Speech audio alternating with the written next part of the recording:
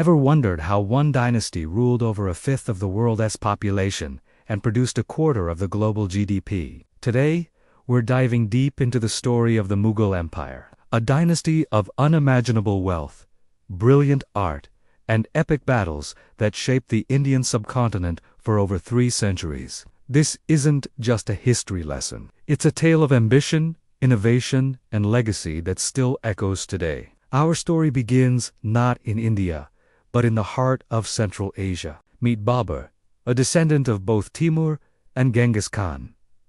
Talk about a powerful lineage. After losing his ancestral kingdom, Babur set his sights on the vast and wealthy lands of Hindus. In 1526, at the First Battle of Panipat, he faced the massive army of the Delhi with just a fraction of the soldiers. Babur used innovative tactics, including cannons and gunpowder, a game-changer for Indian warfare. He won a decisive victory, laid the foundation of the Mughal Empire, and made Agra his capital. But his reign was short. He spent most of it securing his new kingdom, and just 4 years later, he was gone, leaving his son Humayun to inherit a fragile new empire. Humayun's reign was anything but stable. He was more of a scholar than a warrior, and he was quickly outmaneuvered by the Afghan leader, Sher Shah Suri.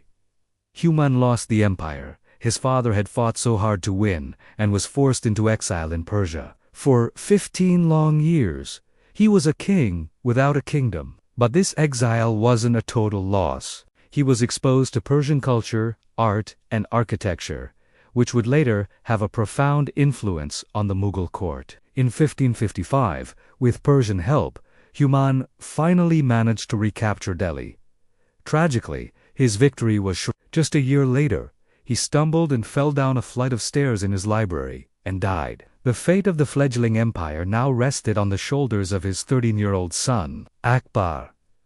Enter Akbar, who would later be known as Akbar the Great. Ascending the throne as a teenager, nobody expected much, but Akbar was a prodigy. Guided by his regent Bairam Khan, he secured his rule at the Second Battle of Panipat. From there, he launched a series of military campaigns, expanding the empire from Afghanistan in the west to Bengal in the east, and from Kashmir in the north down to the Deccan Plateau. But Akbar wasn't just a conqueror.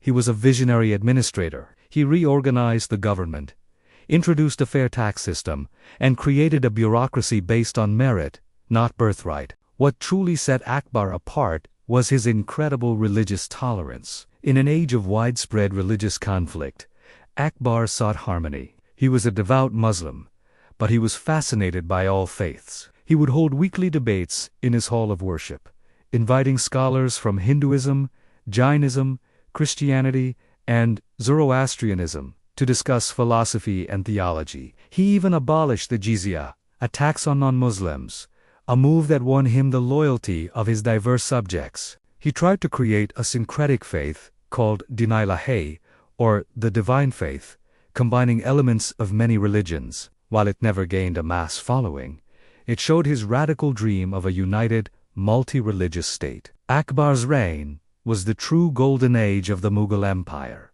a period of peace, prosperity, and cultural blossoming. After Akbar's long and glorious reign, his son Jahangir took the throne. Jahangir inherited a stable and prosperous empire, allowing him to focus on his passions: art, nature, and justice. He was a great patron of Mughal painting, which reached new heights of realism and detail under his rule. He was obsessed with flora and fauna, commissioning artists to paint the rare plants and animals he encountered on his travels. Jahangir was also known for his chain of justice.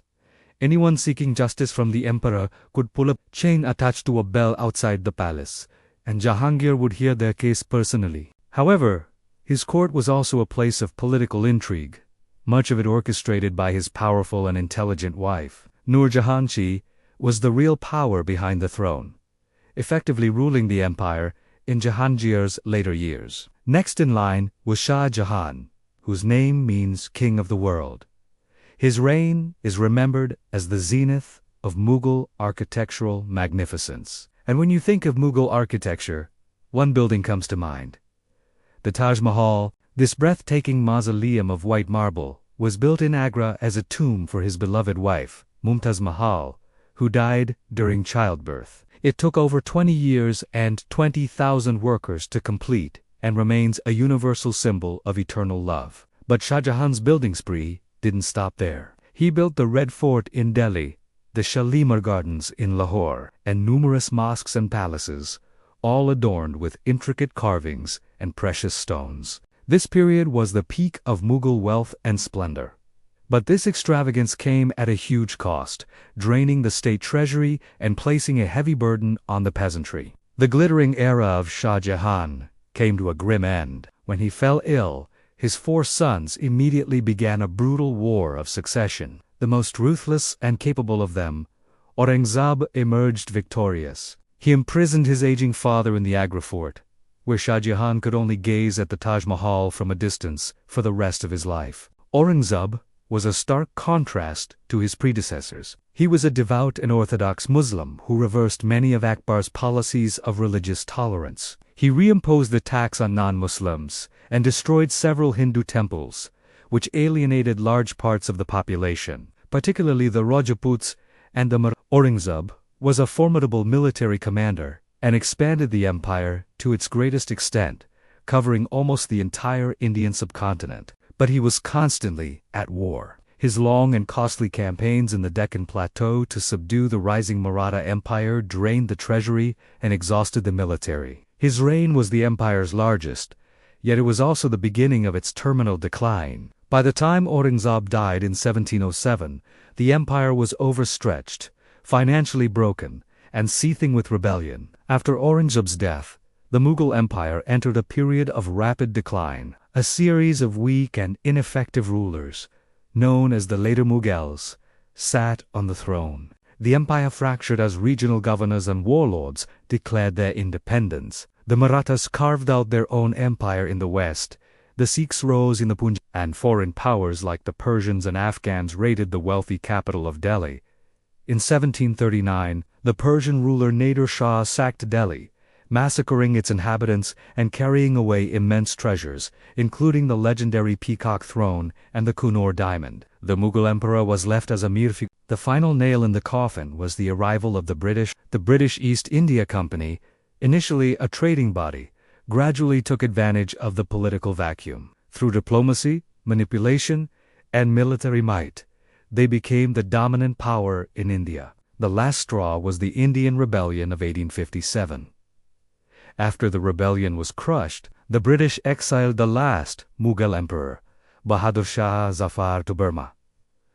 And just like that, after more than 300 years, the mighty Mughal Empire came to an unceremonious end.